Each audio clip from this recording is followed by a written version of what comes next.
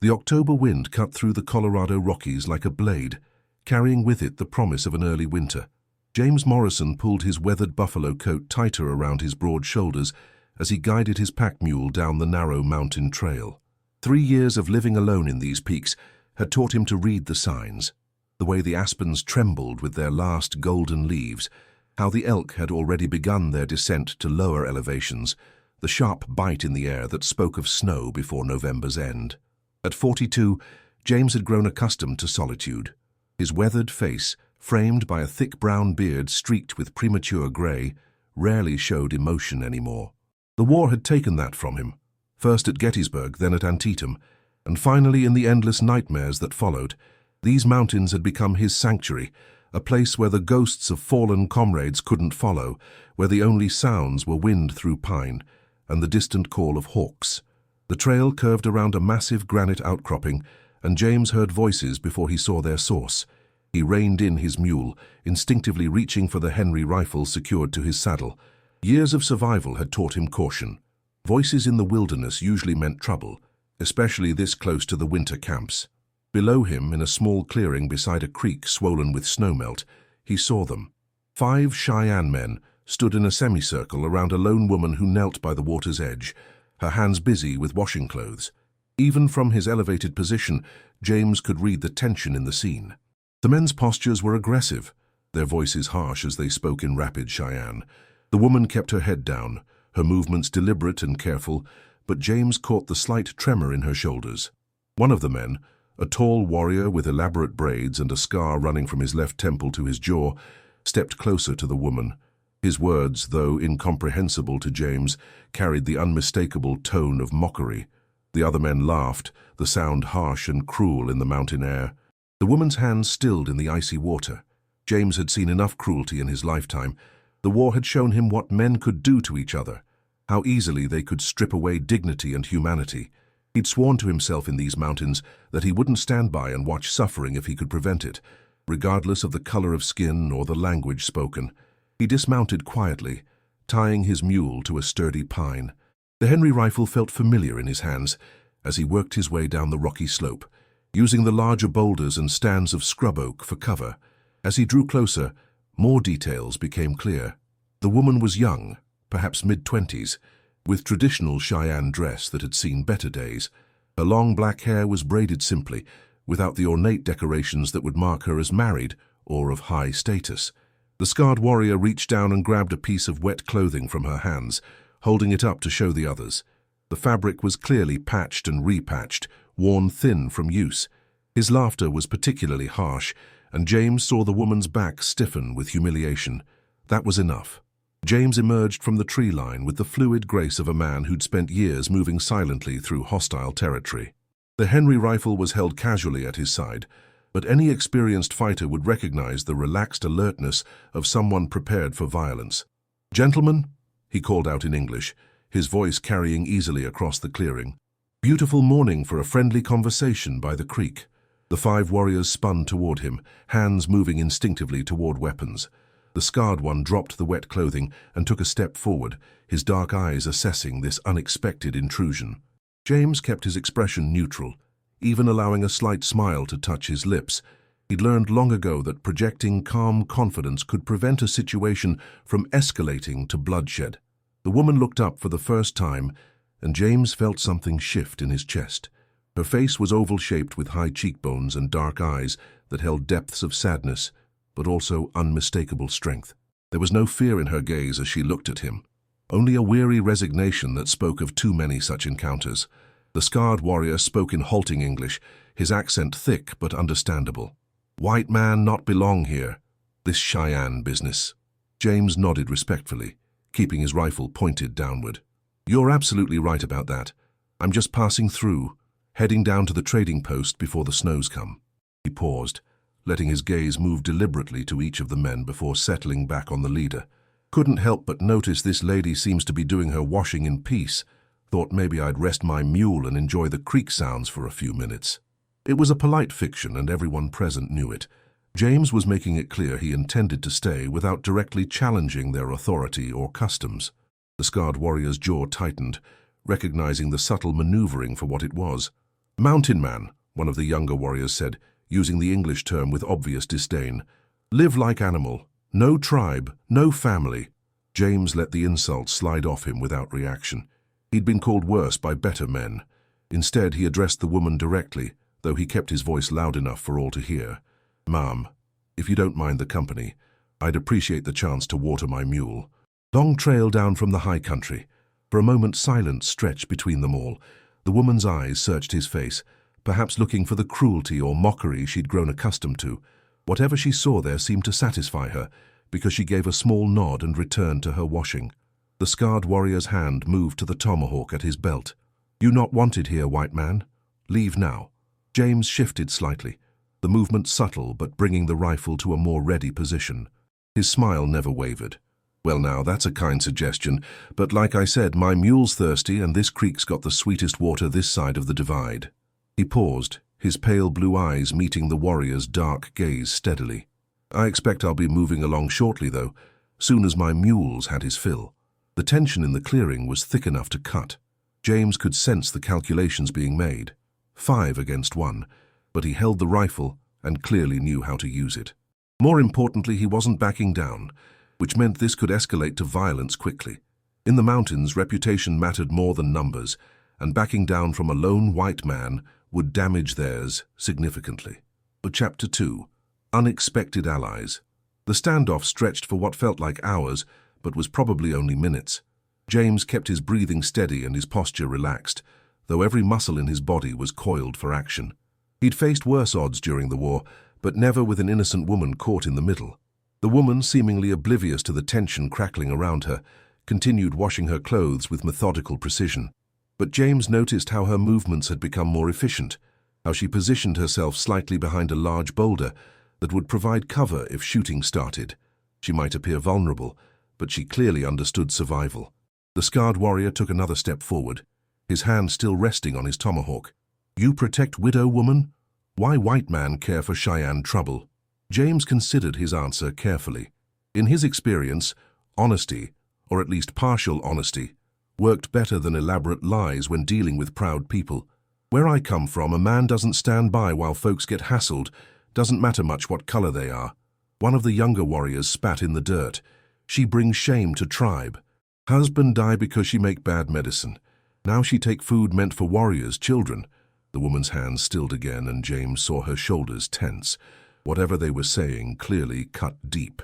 He didn't understand the specific accusation, but he recognized the tone of blame and scapegoating. He'd seen it during the war when commanders needed someone to blame for disasters beyond anyone's control. "That's so," James said mildly. "Seems to me she's just trying to keep her clothes clean." "Can't see much harm in that." The scarred warrior's eyes narrowed. "You know nothing of our ways, mountain man. Woman without husband, without sons, is burden. Winter comes soon. Tribe cannot feed useless mouths." James felt his jaw tighten, despite his efforts to remain calm. The casual cruelty in the man's voice reminded him too much of officers who'd ordered men into hopeless charges, writing off lives like numbers in a ledger. But he forced his voice to stay level. "Well, I reckon that's between her and your chief. Don't seem like Creekside harassment's gonna solve much either way." The woman suddenly stood, water dripping from her hands as she faced the warriors. When she spoke, her voice was clear and steady, though James couldn't understand the words. Whatever she said made the scarred warrior's face darken with anger. "She say you speak truth," the man translated, his accent thickening with emotion. "Say if we are great warriors, we fight enemies, not helpless woman." His hand tightened on his tomahawk. "She forget her place." James saw the flash of fury in the warrior's eyes and knew the situation was about to turn violent. Without thinking, he took a step forward, bringing himself between the woman and the advancing warriors. "Seems like a reasonable point to me," he said conversationally. "Lady's got spirit. I admire that in a person." The movement was subtle, but James noticed how the woman shifted to stand slightly behind his left shoulder. She wasn't cowering. She was positioning herself tactically, ready to move if things went badly. There was definitely more to her than met the eye. "You choose bad side, white man," the scarred warrior said, pulling his tomahawk free. "Die for woman who is nothing." James's grip tightened on his rifle, But before he could respond, a new voice cut through the tension like a knife. "Broken Wing, what happens here?" Everyone turned toward the tree line where an older Cheyenne man had emerged. He was perhaps 60, his hair iron gray, and his face lined with years of mountain weather, but he moved with the fluid grace of a natural leader. Unlike the others, he wore a mixture of traditional and white man's clothing, buckskin pants and shirt, but with a military-style jacket that had seen better days. Most importantly, the way the 5 warriors immediately straightened and stepped back marked him as someone with real authority. The scarred warrior, apparently called Broken Wing, spoke rapidly in Cheyenne, gesturing toward James and the woman. The older man listened without expression, his dark eyes taking in every detail of the scene. When Broken Wing finished, the elder's gaze settled on James.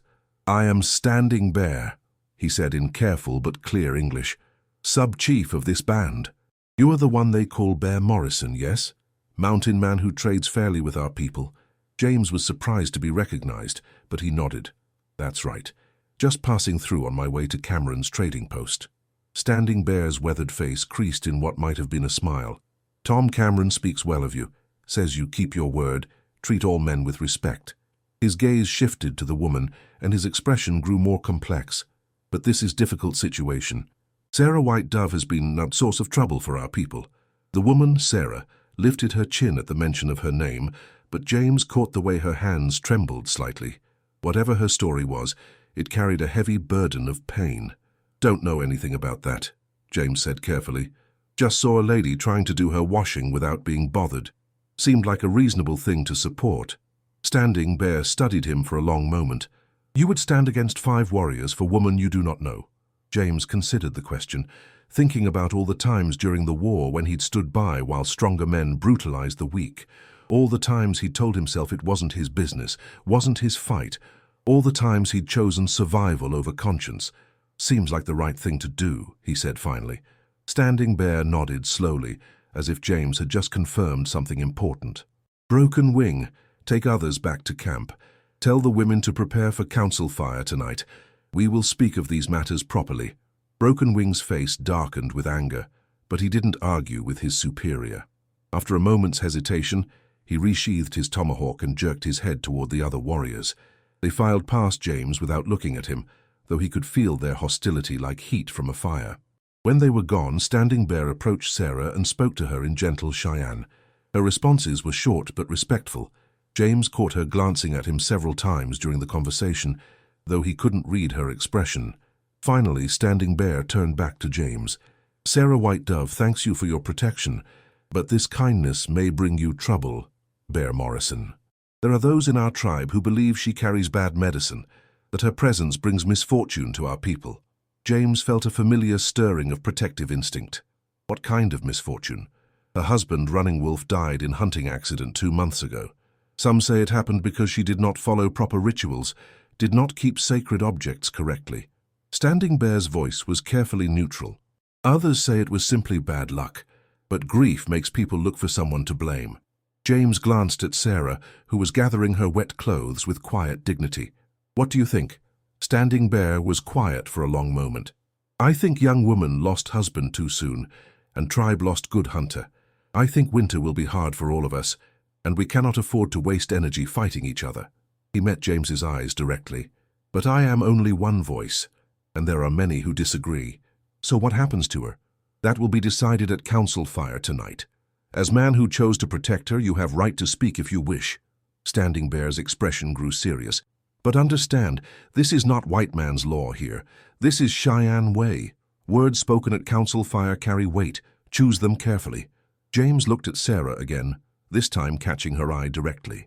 In that brief moment of contact, he saw strength tempered by sorrow, dignity in the face of injustice, and something else, a flicker of hope that surprised him. "I'll be there," he said. Chapter 3. The Weight of Words.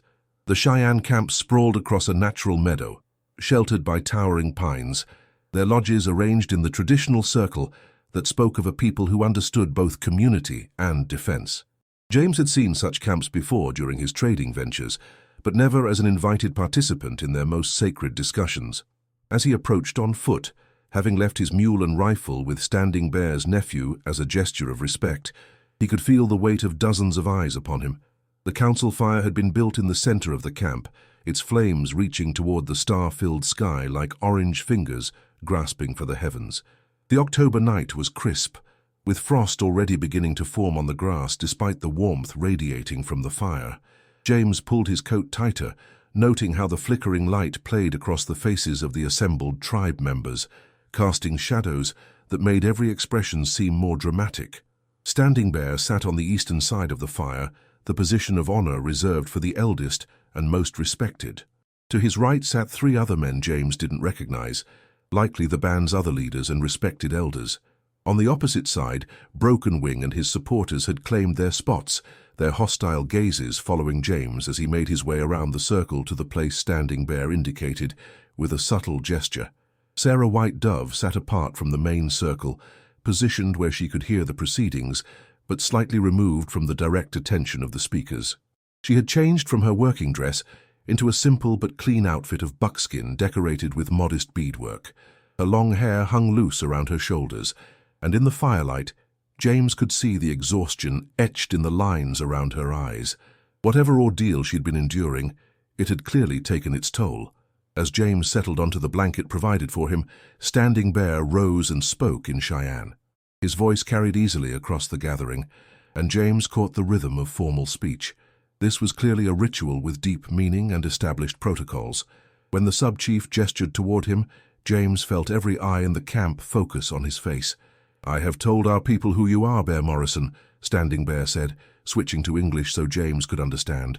"I have spoken of your reputation as fair trader, as man who keeps his word, but tonight you must speak for yourself. Tell us why White Mountain Man chooses to protect Cheyenne Widow." James had spent the afternoon thinking about this moment, trying to find words that would bridge the gap between his own experiences and their cultural understanding. He rose slowly, acutely aware that his next words could determine not just Sarah's fate, but potentially his own relationship with this band, and others, for years to come.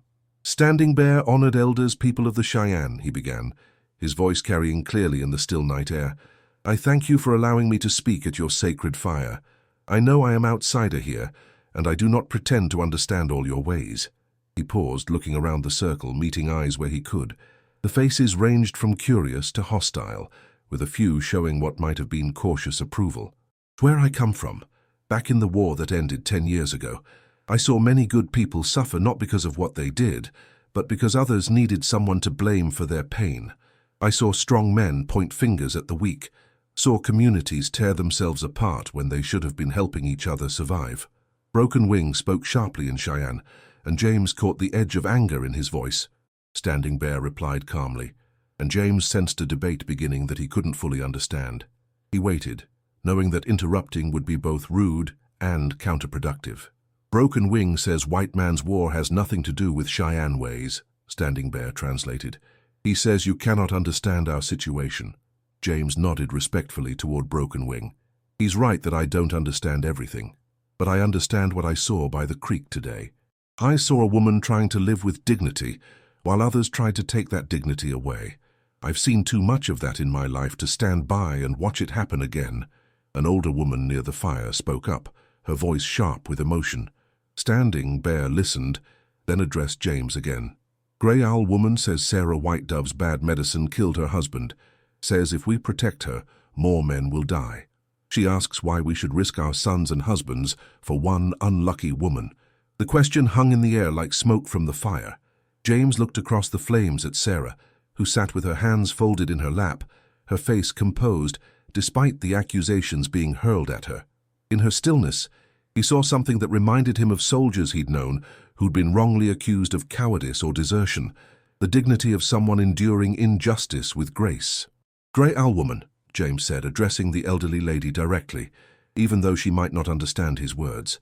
"I lost many friends in the war. Good men who died for reasons that had nothing to do with luck or medicine. They died because of decisions made by others, because of circumstances beyond anyone's control. But when we blame the wrong people for those deaths, when we let grief turn us against each other, we dishonored the memory of the dead and weakened ourselves for the battles ahead." Standing Bear translated his words, and James watched Gray Owl Woman's expression carefully. Her hostility didn't fade, but he thought he saw a flicker of understanding in her weathered features. A younger man James hadn't seen before stood up abruptly.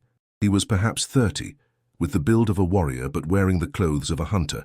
When he spoke, his English was better than Broken Wing's. "I am Swift Arrow, brother to Running Wolf who died." His voice carried the weight of fresh grief. "This woman was my brother's wife. I know her heart, know she loved him truly. But love does not stop death, and blame does not bring back the dead." A murmur went through the crowd at this unexpected statement. Sarah looked up sharply, surprise and gratitude flickering across her face. Even Broken Wing seemed taken aback by this development. Swift Arrow continued, his gaze moving between Sarah and the assembled tribe. "My brother died because elk charged when spooked by lightning, not because of bad medicine, not because of woman's actions. He died because sometimes death comes, even to good men who do everything right." James felt something shift in the crowd's mood. Swift Arrow's words carried the authority of family, of someone who had the right to speak about Running Wolf's death. But before anyone could respond, Broken Wing leaped to his feet. "Swift Arrow speaks from soft heart, not warrior's wisdom," he declared in English, clearly wanting James to understand his words. "Winter comes early this year. Game is scarce. Every mouth to feed means less food for warriors, for children. Widow woman with no sons, no family to provide for her. She is burden tribe cannot afford." This argument was different from the supernatural accusations, and James could see it resonating with some of the listeners. Practical concerns about survival carried weight in ways that talk of bad medicine might not. He needed to address this directly. "Broken Wing speaks truth about hard winter coming," James said, surprising everyone by agreeing with his opponent. "Game is scarce and every person needs food to survive. But seems to me that strong community finds ways to care for all its people, not just the ones who can hunt or fight." He gestured towards Sarah. "This woman has hands that can work, mind that can think, heart that can contribute to tribe strength in ways that don't require her to kill elk. In my experience, communities that throw away their people at first sign of trouble are the ones that don't survive the real hardships." Standing Bear spoke quietly to the elders beside him, and James caught fragments of rapid conversation.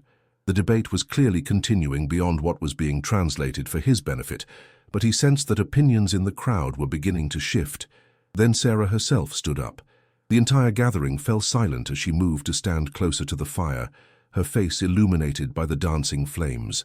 When she spoke, her voice was clear and strong, carrying to every corner of the circle.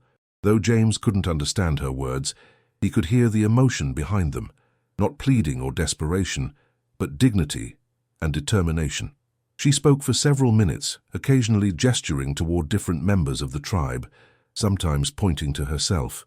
At one point, she seemed to be addressing Grey Owl Woman directly, and the older woman's expression began to soften. When Sarah finished, she returned to her seat in silence. Standing Bear looked around the circle, gauging the mood of the crowd before translating. "Sarah White Dove says she does not ask for charity. She asks for chance to prove her worth to tribe. She offers to work for her food, to help with tanning hides, making clothes, caring for children of warriors. She says if she cannot contribute enough to earn her place by spring, she will leave without complaint."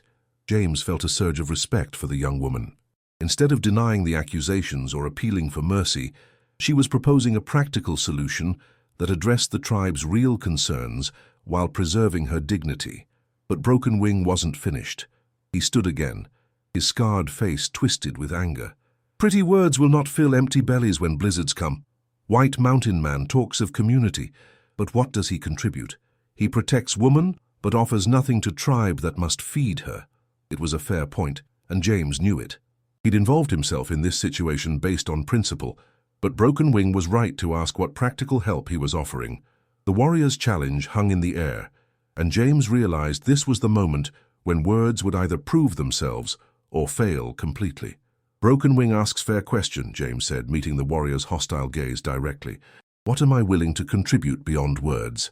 He paused, thinking of his cache of supplies hidden in the high country, of the successful trading season that had left him better provisioned than usual for winter, of the choice between comfortable solitude and the obligations that came with standing up for principle. "I propose trade agreement with your band. I have goods stored in mountains, ammunition, steel tools, warm blankets, coffee, sugar, things that will help your people through hard winter. I will trade these fairly for hides, meat, whatever surplus you can spare, but part of agreement includes acceptance of Sarah White Dove as contributing member of tribe. The offer sent a ripple of excitement through the crowd. Trade goods were always valuable, but winter supplies could mean the difference between survival and disaster. James could see the calculations being made in faces around the fire. Was helping one widow worth the risk of losing such advantageous trade? Standing Bear held up his hand for silence. This is generous offer, Bear Morrison, but you ask us to change our decision about Sarah White Dove based on your gifts.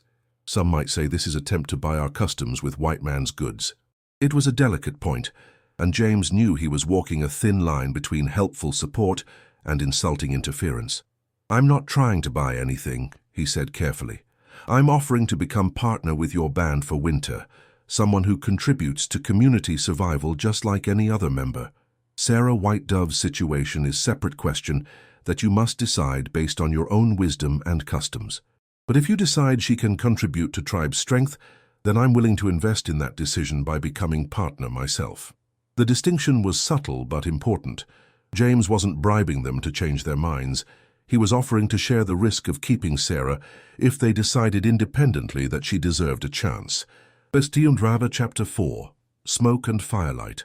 The council fire had burned lower as the night progressed, its flames settling into steady orange tongues that cast shifting shadows across the gathered faces. James could feel the weight of deliberation in the air as the tribal elders engaged in quiet conversation among themselves. This wasn't a decision to be made quickly, and he respected the careful consideration they were giving to words that had been spoken. Standing Bear finally rose again, his weathered face thoughtful in the firelight. We will hear from all who wish to speak before decision is made. This matter touches our winter survival, our treatment of those in need, our relationship with white traders. All voices must be heard. One by one, members of the tribe stood to offer their perspectives. An elderly man named Stone Bear spoke of harsh winters he'd survived, emphasizing the importance of every able hand. A young mother argued that caring for the vulnerable strengthened the moral character of the entire community. A middle-aged warrior expressed concern about setting precedents that might attract other displaced people to their band. James listened to the translations with growing respect for the complexity of their decision-making process. This wasn't the arbitrary rule of a single chief, but genuine democracy in action, messy, time-consuming, but ultimately more representative of the community's true will. Swift Arrow stood again, and this time his words carried even more weight. I have thought much about my brother's death these past months. Running Wolf was good hunter, careful man, but on day he died, he took risks he normally would not take. You know why? The question hung in the air, and James saw several people shift uncomfortably. Swift Arrow's gaze swept the circle before settling on Broken Wing. He took risks because certain warriors questioned his courage, said he was becoming soft, more concerned with wife's comfort than with bringing meat to tribe. My brother died trying to prove himself to men who should have trusted his proven skill.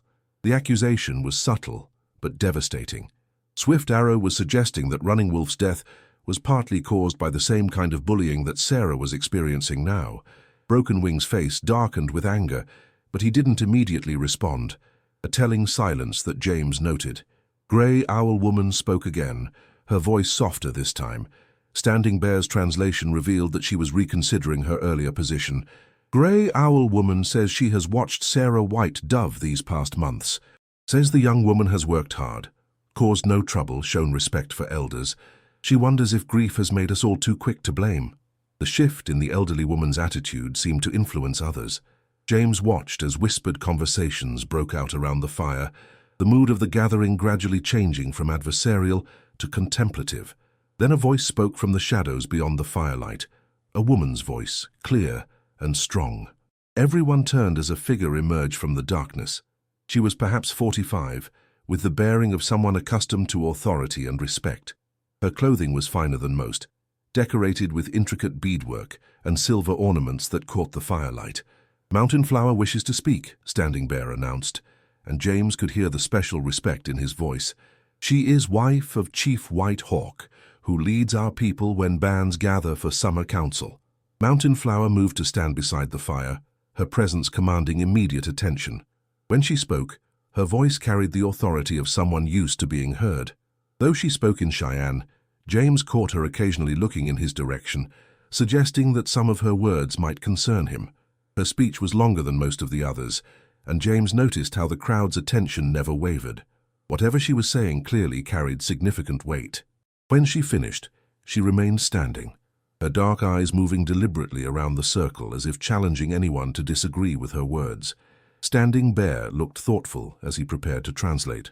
Mountain Flower speaks of old stories, of times when Cheyenne bands survived harsh winters, because they helped each other rather than casting out the weak. She says our strength has always come from our ability to adapt, to find value in all our people. He paused, glancing at James before continuing. She also speaks of changing times, of need for new alliances with white men who show respect for our ways. She says Bear Morrison's offer shows wisdom. He seeks partnership, not domination. She thinks this could be beginning of good relationship that helps both peoples. Mountain Flower spoke again, this time directly to Sarah.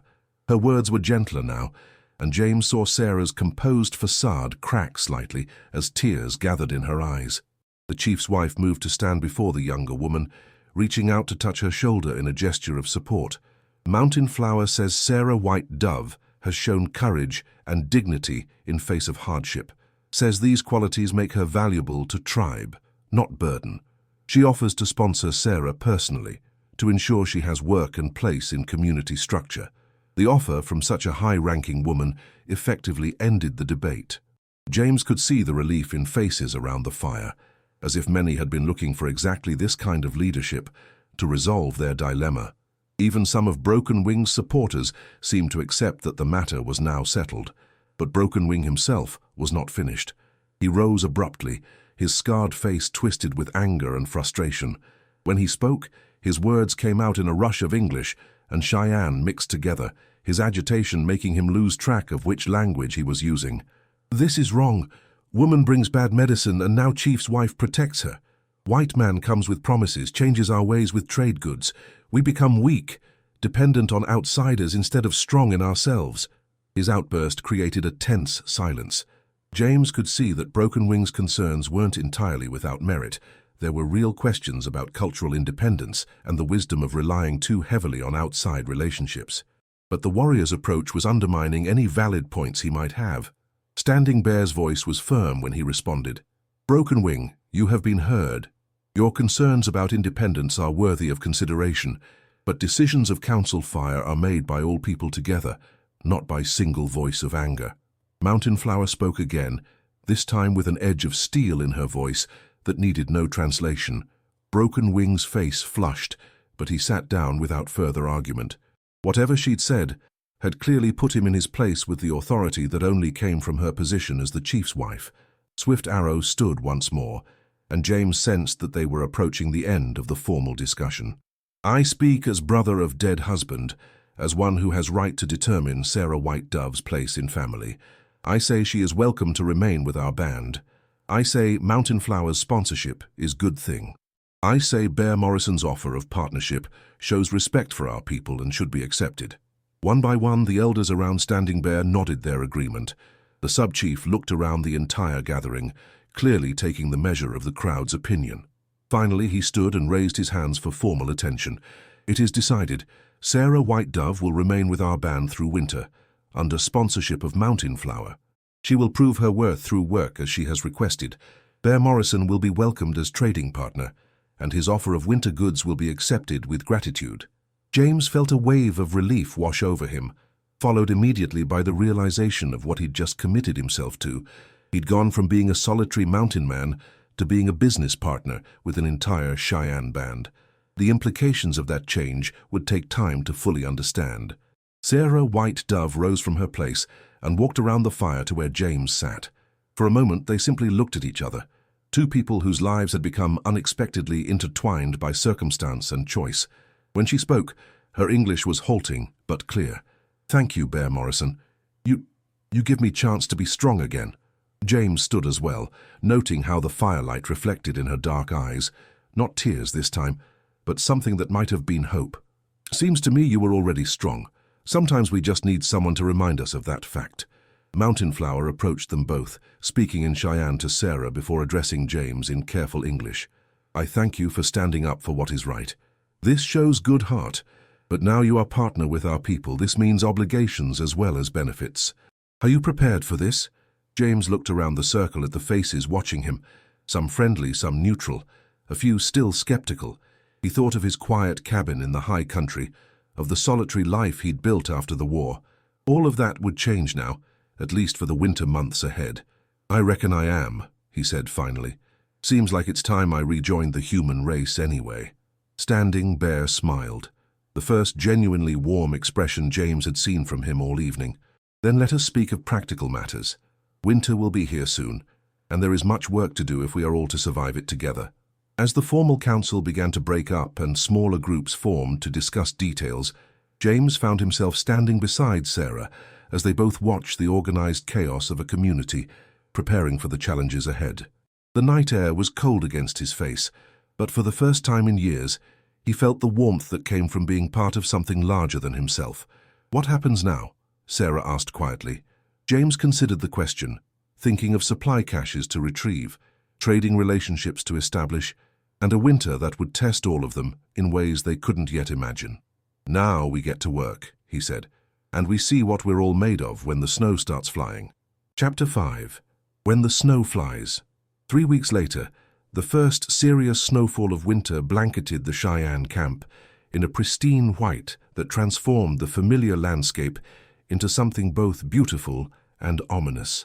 James stood outside the lodge that had been assigned to him, watching the heavy flakes drift down through the pine boughs while he sipped coffee from a tin cup that steamed in the frigid air. The silence was profound, the kind of deep quiet that only came with heavy snow, muffling every sound except the occasional crack of a tree branch weighted down with ice. The weeks since the council fire had passed in a blur of activity that had surprised James with its complexity. Retrieving his cached supplies from the high country had required 3 separate trips with pack mules, each journey more treacherous as the weather deteriorated. But the goods he'd brought down, ammunition, steel tools, thick wool blankets, coffee, sugar, and other trade items, had proven their worth many times over as the band prepared for what was clearly going to be a harsh winter. More challenging than the physical work had been learning to navigate the social dynamics of living within a close-knit community after years of solitude. Every action was observed, every decision discussed, every relationship scrutinized by people who had known each other for decades. James had found himself thrust into a web of obligations, expectations, and unspoken rules that made military protocol seem simple by comparison. Sarah White Dove had proved herself invaluable during those busy weeks. Under Mountain Flower's sponsorship, she had thrown herself into the work of community survival, with a determination that had gradually won over even some of her former critics. James had watched her tanning hides with methodical precision, helping to smoke and preserve meat from the autumn hunts, and working with the other women to repair and waterproof the lodges before winter's full fury arrived. But it was her work with the children that had truly changed her standing in the community. Sarah had a natural gift for teaching and storytelling that had made her indispensable to the mothers who needed help, managing their young ones during the long preparation days. James had often seen her surrounded by a group of wide-eyed children, teaching them traditional crafts while telling stories that kept them entertained and out of trouble. The transformation in her demeanor had been remarkable to witness. The defeated, hunted look that had marked her features by the creek that October morning had gradually given way to something approaching confidence. She still carried her grief. James doubted that would ever fully fade, but she'd found a way to channel that pain into purposeful action. A soft cough behind him made James turn.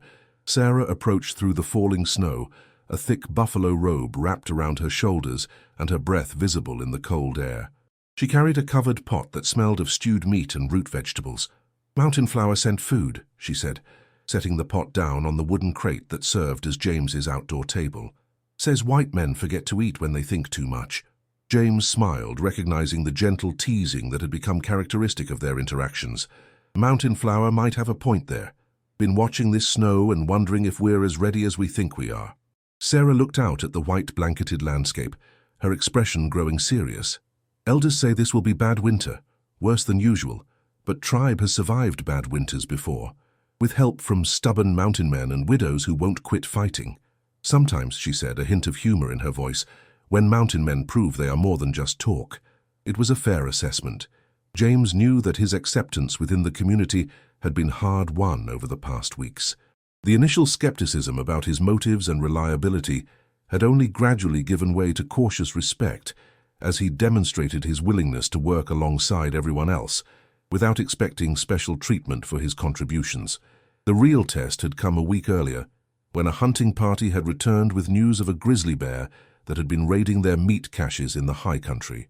The animal was unusually aggressive and showed no fear of humans, a dangerous combination that threatened the band's winter food supply. When James had volunteered to track and deal with the bear, some had questioned whether a white mountain man could handle such a task according to Cheyenne customs. The hunt had taken 3 days of careful stalking through increasingly treacherous terrain. James had finally cornered the massive bear in a narrow canyon, where a single well-placed shot from his Henry rifle had ended the threat. But more importantly to the tribe, he had conducted the hunt with proper respect for Cheyenne traditions, following the guidance of Swift Arrow and the other experienced hunters about the spiritual aspects of taking such a powerful animal's life. The successful bear hunt had marked a turning point in his relationship with the band. Even Broken Wing had grudgingly acknowledged James's skill and courage, though the scarred warrior still maintained a careful distance and watchful suspicion. "Speaking of proving oneself," James said, ladling some of the stew into his cup, "how are you finding life under Mountain Flower's sponsorship?" Sarah was quiet for a moment, considering her answer. "Different than I expected. She is demanding teacher. Expects much, but also gives much support." She paused, looking toward the lodge where the chief's wife lived with her family. "She lost daughter 2 winters ago. Sickness took her. I think perhaps she sees chance to have daughter again in different way." James understood. The complex relationships within the tribe often served multiple purposes, practical, emotional, and spiritual, all intertwined in ways that took time for an outsider to fully appreciate. Mountain Flower's sponsorship of Sarah wasn't just charity or political maneuvering. It was also a way for the older woman to channel her maternal instincts towards someone who needed guidance and protection. "And how do you feel about that?" he asked. Sarah's expression grew thoughtful. "My own mother died when I was young. Running Wolf's mother never accepted me fully. Thought he could have married better, from more important family." She pulled her robe tighter against the cold. "Mountain Flower treats me like daughter she chose, not burden she inherited. It is healing thing."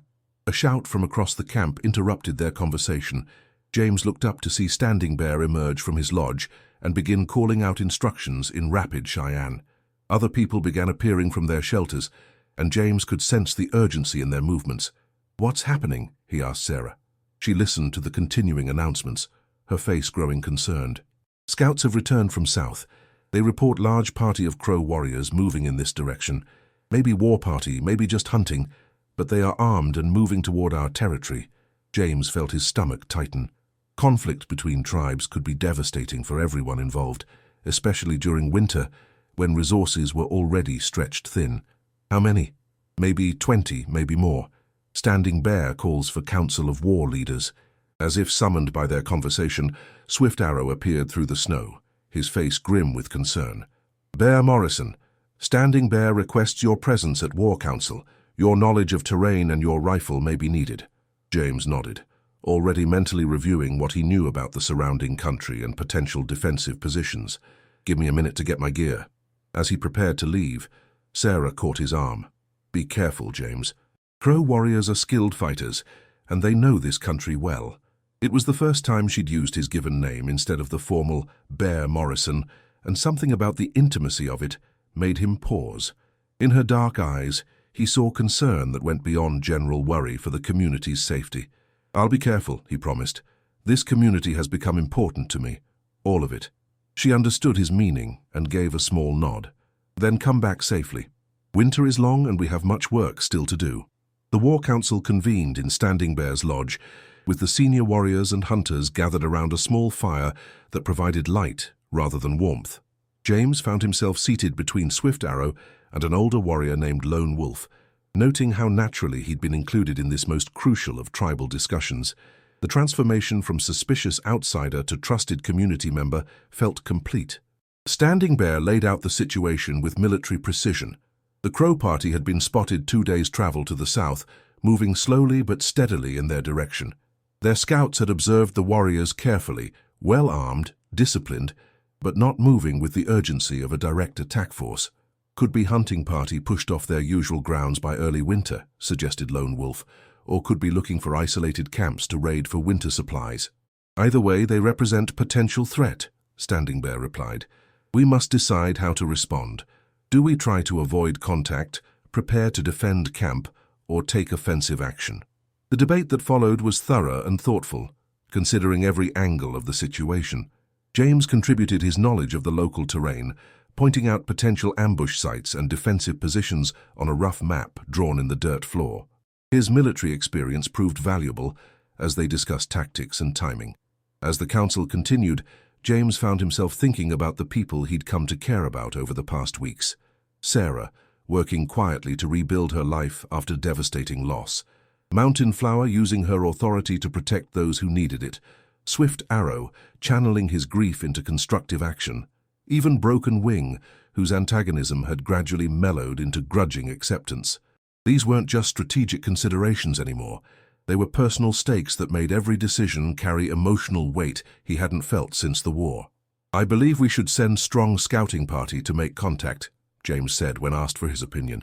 Determine their intentions before assuming hostility. If they're just hunting, maybe we can negotiate passage without conflict. If they're looking for trouble, better to meet them away from camp where our families are sheltered. Standing Bear nodded approvingly. Wise counsel. Who volunteers for such dangerous mission? Every hand in the lodge went up, including James's own. The gesture spoke to the character of these people. When their community was threatened, they stepped forward without hesitation. Swift Arrow will lead, Standing Bear decided. Take 4 others, including Bear Morrison. Leave at first light, travel fast but careful. Make contact if possible. Gather information, return quickly with report. As the council broke up, and the warriors began making their preparations, James stepped outside into the still falling snow. The peaceful quiet of the winter evening seemed at odds with the potential violence that might be approaching. He thought about Sarah's words, that winter was long and they had much work still to do. But sometimes, he reflected, the most important work was protecting the space where people could build their lives in peace. The mission would be dangerous, but it felt like the natural extension of the choice he'd made that October morning by the creek. He'd chosen to stand up for someone who needed protection, and that choice had led him into a web of relationships and obligations that now defined his life. Tomorrow he would ride out to help protect all of it. As he prepared his gear and checked his weapons, James realized that for the first time since the war ended, he felt like he was exactly where he belonged. The solitary mountain man, who had hidden from human connection in the high country, was gone, replaced by someone willing to fight for the community that had become his family. The snow continued to fall as he made his final preparations, each flake adding to the white blanket that would cover their tracks when they rode out at dawn. Winter had arrived in earnest, bringing with it all the challenges he'd expected, and some he hadn't. But whatever lay ahead, he would face it alongside people who had proven themselves worthy of his loyalty and trust. In the distance, he could see the warm glow of fires from the lodges scattered around the camp, each one representing lives and hopes that would depend partly on the success of tomorrow's mission. It was a responsibility he accepted gladly, knowing that some things were worth fighting for, and that sometimes the act of protecting others was what finally brought a man home to himself.